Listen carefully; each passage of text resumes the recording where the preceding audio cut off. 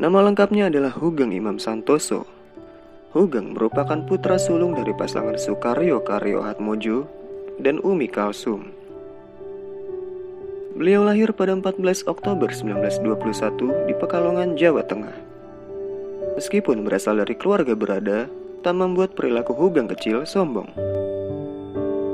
Ia banyak bergaul dengan anak-anak dari lingkungan biasa. Hugeng sama sekali tidak pernah mempermasalahkan status, kekayaan, dan latar belakang seorang dalam bergaul. Ia dikenal sebagai pribadi yang suka bicara, bergaul dengan siapa saja, tanpa sungkan dan juga tidak memperdulikan ras atau suku apa orang tersebut.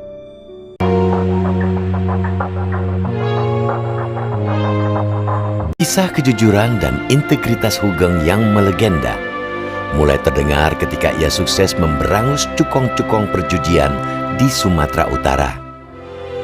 Saat menjabat sebagai Kapolri dari tahun 1968 hingga 1971, reputasi Jenderal Hugeng sebagai polisi yang jujur dan berintegritas tidak tergoyahkan meski harus berhadapan dengan budaya politik dan lingkungan birokrasi yang korup. Di hari pertama menginjakan kaki di kota Medan, Hugeng langsung menolak mentah-mentah gratifikasi mobil dan rumah mewah, lengkap dengan berbagai perabotnya yang disuguhkan para mafia untuk menyambutnya. Hugeng yang geram dengan upaya suap ini memilih tinggal di hotel dan tidak sudi sedikit pun menyentuh barang-barang pemberian para mafia.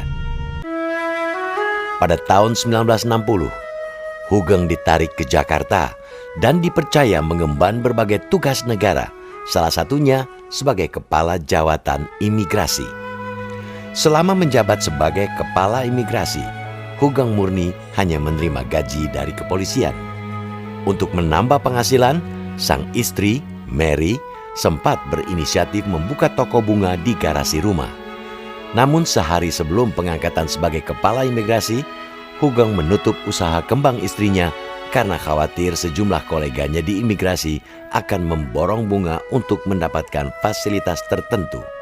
Berapa bulan sebelum pecah peristiwa G30S tahun 1965, Hugeng diusulkan Sultan Hamengkubuwono IX menjadi Menteri Iuran Negara atau saat ini dikenal sebagai Menteri Keuangan dalam Kabinet 100 Menteri Presiden Soekarno. Pada tahun 1966, Hugeng akhirnya kembali ke kepolisian. Ia diangkat sebagai Deputi Operasi di bawah Komando Jenderal Sucipto Yododiharjo.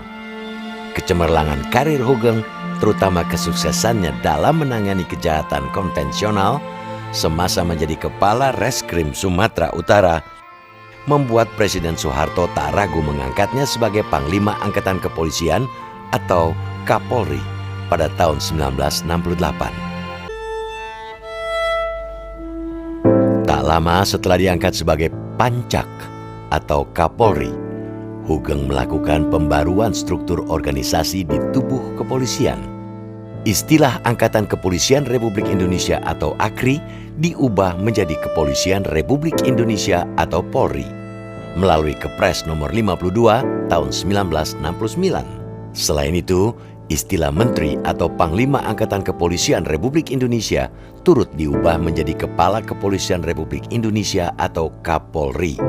Melalui perubahan ini, Polri sepenuhnya berdiri sendiri dan bisa menjalankan fungsinya sebagai pengayom dan pelayan masyarakat tanpa intervensi dari angkatan bersenjata.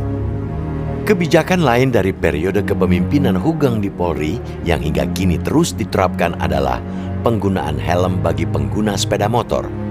Berbekal kebiasaannya turun ke lapangan dan melihat realitas tingginya angka kematian akibat kecelakaan sepeda motor, Hugeng terilhami untuk mencetuskan kebijakan ini. Sebagai pemimpin tertinggi kepolisian, sosok Hugeng kala itu dinilai sejumlah kalangan mampu mempresentasikan seorang polisi sipil yang dekat dengan masyarakat. Selain terbuka dengan pers, keaktifan Hugeng bermain musik bersama grup The Hawaiian Seniors sempat membuatnya dijuluki The Singing General. Dengan menyanyi sembari menggunakan seragam polisi lengkap, Jenderal Hugeng berhasil menghapus kesan sangar yang biasa melekat pada aparat kepolisian. Kasus besar lain yang ditangani Hugeng semasa menjabat Kapolri adalah kasus Sum Kuning. Kasus ini bermula dari pemerkosaan seorang perempuan bernama Sumariem atau Sum yang diduga dilakukan segerombolan pemuda di Yogyakarta. Alih-alih mendapat keadilan, Sum justru mengalami kekerasan dan pelecehan seksual yang dilakukan oknum aparat kepolisian Yogyakarta. Pengakuan Sum terkait ketidakadilan yang dialaminya, yang dimuat sebuah surat kabar lokal, membawa perempuan desa ini pada petaka yang lebih besar. Ia dijerat kepolisian Yogyakarta atas tuduhan memberikan keterangan palsu. Kasus ini menjadi kian membesar, lantaran insiden pemerkosaan yang dialami Sumariem diduga melibatkan sejumlah anak pejabat tinggi di Yogyakarta. Karena mencium ada hal yang tidak beres, Jenderal Hugeng langsung menyatakan sikap tak gentar menghadapi keterlibatan anak petinggi yang diduga memperkosa Sumariem.